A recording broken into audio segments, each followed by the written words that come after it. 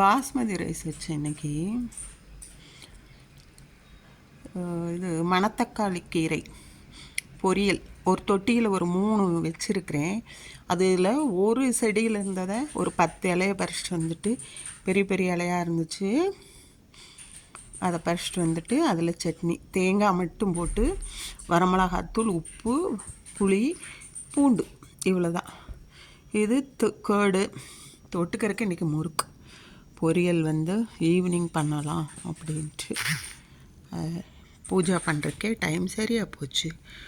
Today 3rd week, அதனால் சிம்பிளாக இது சாமிக்கு சக்கரவள்ளி கிழங்கு வச்சு கும்பிட்ருக்கு. அது சாயங்காலம் வேக வச்சு சாப்பிட்டுக்கலாம். ஓகே, தேங்க்யூ ஃபார் வாட்சிங்.